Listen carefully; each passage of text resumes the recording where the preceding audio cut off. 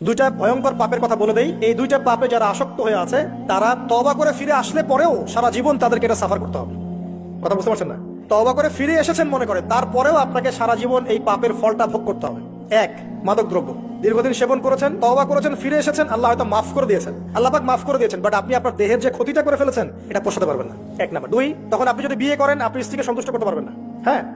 দুই নাম্বার হচ্ছে এই যে গোপনে যুবকরা যে পাপটা করে, মাস্টারবেশন, যেটাকে আমরা বলি হস্তমৈথুন, এই পাপ যেসব যুবকরা করছে বা করে এবং অ্যাভেলেবেল এই পাপটা সবাই করে, কারণ এখন পর্নের যুগ, পর্ন দেখলে তো আর কোনো উপায় নাই, তখন তো এই পথেই যেতে হচ্ছে, নিজের উপরে নিজেকে জুলুম করতে হচ্ছে। যারা হস্তমৈথুন অভ্যস্ত হয়ে গেছে এরা যদি তওবা করে ফিরেও আসে, শরীরের যে ক্ষতিটা হয়েছে এটা পূরণ হবে না। এখানে আপনার দেহের ক্ষতি, আপনার মস্তিষ্কের ক্ষতি, আপনার পরিবারের ক্ষতি, এবং আপনি যদি পরবর্তীতে গিয়ে পরিবার গঠন করতে চান আপনি সুখী পরিবার গঠন করতে পারবেন না, কারণ ভিতর থেকে আপনি নিজেকে শেষ করে ফেলেছেন। গোপন পাপে লিপ্ত হবেন না, আপনি যৌবনকে ধরে রাখেন, ইনশাআল্লাহ দেখবেন আপনি সারা জীবন এনজয় করতে পারবেন ইনশাআল্লাহ। কিন্তু যদি এখন নিজেকে শেষ করে ফেলেন, এখন নিজেকে শেষ করে ফেললে আপনি বিয়ে করলে পরেও দেখবেন আপনি পস্তাচ্ছেন। ওই যে কলিকাতা হারবালে যেতে হবে, তখন মডার্ন হারবালে দৌড় দিতে হবে। আর সব হারবাল টারবাল খেয়ে লাভ হয় না। কারণ কি? কারণ আল্লাহ প্রদত্ত যে নেয়ামত সেটা আপনি নষ্ট করে ফেলেছেন। এখন এইটা আর আপনি ক্ষতিপূরণ দিতে পারবেন না।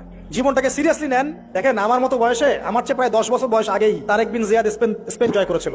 আমার যে বয়স এখন চলছে 30 পার হয়ে গেছে, এর চেয়ে আরো প্রায় 10 বছর আগে মোহাম্মদ বিন কাসিম এই সিন্ধু জয় করেছিল। এখন যে ইসলাম আপনি ভোগ করছেন এটা তাদের ফল, তাদের এই জিহাদের ফল। তো এখন আমাদের এই যে 20 বছর 30 বছরের যুব সমাজের দিকে তাকায় দেখেন, একবার তাকায় দেখেন, চেহারাগুলো একটু দেখেন, চেহারা দেখেন, এক একটা চেহারা দেখেন, চেহারায় নূর নাই, নষ্ট হয়ে গেছে, নামাজ নাই, চোখগুলো বসে যাচ্ছে, কারণ সারা রাত জেগে থাকছে। ওই যে টিকটক টিকটক টিকটক সারা রাত, হ্যাঁ সারা রাত ফোনে, সারা রাত গল্প গুজব। রাত্রেবেলা দেখবেন, রাত্রেবেলা শহর যেন জীবিত হচ্ছে। রাত্রেবেলা ক্যারাম খেলে, রাত্রে লুডু খেলে, রাত্রে এটা করে, রাত্রে সেই, সারাদিন ঘুম, সারাটা দিন ঘুম। আপনি কি জানেন সারা রাত জেগে থাকে কুকুর এবং সারাদিন ঘুমায় কুকুর। আর দেখবেন আপনি বিড়ালকে দেখবেন, ও কিন্তু রাত্রে ঘুম এবং দিনের বেলা সে অ্যাক্টিভ। পাখিকে দেখবেন, পাখি সন্ধ্যা হলো একদম ঘরে, যেই সূর্য ডুববে পাখি একদম ঘরে, দেখেন না, পাখি ঘরে। আর যেই ফজর হবে পাখি বের হয়ে গেল। আর আল্লাহ রাসূল সাল্লাল্লাহু আলাইহি ওয়াসাল্লাম হয়তো বা এই কারণেই, আল্লাহ ভালো জানেন, তিনি বলেছেন এমন কিছু মানুষ জান্নাতে যাবে যাদের মনটা হবে পাখির মতো। সুবহানাল্লাহ। দেখেন পাখি কি করে, একদম সন্ধ্যা হলো ঘরে ঢুকে গেল, যেই ফজর হবে একদম ফজরের আগে আগে সে বের হয়ে গেল। তো পাখির মতো হওয়ার চেষ্টা করে, পাখির মতো লাইফস্টাইলে আসে এবং সে সারাদিন পরিশ্রম করে রিজিকের জন্য, করে না? আল্লাহ পাক পাখিকে রিজিক দেন কি চাকরির মধ্যে দিয়ে না ব্যবসার মধ্যে দিয়ে? কিভাবে সে রিজিক পায়? তাওয়াক্কুল, তাওয়াক্কুল, আল্লাহর প্রতি তাওয়াক্কুল। আর তাওয়াক্কুল করে কি সে ঘরে বসে থাকে না রিজিক সার্চ করে, রিজিক তালাশ করে? আপনিও রিজিক তালাশ করেন, আল্লাহ পাক রিজিক দিবে ইনশাআল্লাহ তাআলা। প্রিয় যুবক ভাইরা, আল্লাহর ওয়াস্তে তওবা করেন। যারা যারা মাদক দ্রব্যের সাথে সংশ্লিষ্ট আছেন বা থাকার সম্ভাবনাও ছিল, এ ধার কাছেও যাবেন না। ওয়াদা করছেন তো?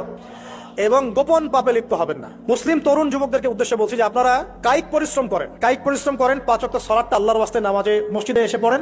বেশি কিছু করতে বলছি না ভাই, আমার কথা শোনেন, বেশি কিছু করতে বলছি না। আল্লাহর ওয়াস্তে 5 ওয়াক্ত নামাজটা মসজিদে পড়েন, পারবেন না? আচ্ছা, ডেইলি 10টা পৃষ্ঠা করে কোরআন তেলাওয়াত করেন, পারবেন? আল্লাহ তৌফিক দান করুন। ডেইলি 2-4 টাকা করে সদকা করেন, পারবেন?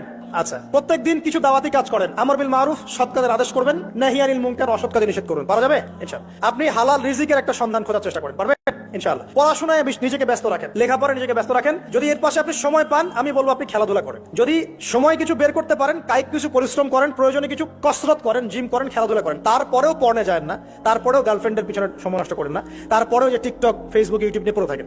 একটা সময় ছিল না, আজকে থেকে 10 বছর আগে প্রচুর খেলা হতো না? ক্রিকেট হতো, ফুটবল হতো, এই ব্যাডমিন্টন হতো শীতকালে, তাই না? খেলার লিপ্ত থাকলে কিন্তু আমাদের মধ্যে একটা হৃদ্যতা, একটা বন্ড তৈরি হতো, একটা বন্ড। আমরা অনেক টুর্নামেন্ট খেলতাম না? এখন দেখবেন কিচ্ছু নাই, সব বন্ধ, খালি ফোন, সারাদিন কি ফোন। এটা আরো কি ডেঞ্জারাস না? এভাবে তাদের ফিজিক্যাল বডিটা নষ্ট হচ্ছে, মেন্টাল স্ট্রেংথটাও নষ্ট হচ্ছে। এর চেয়ে বরং তারা যদি কোনো কসরত করে এটা অনেক ভালো হবে, এটা আমার মত, এটা আমি কোরআন সুন্নাহ। দুইটা ভয়ঙ্কর পাপের কথা বলে দেই।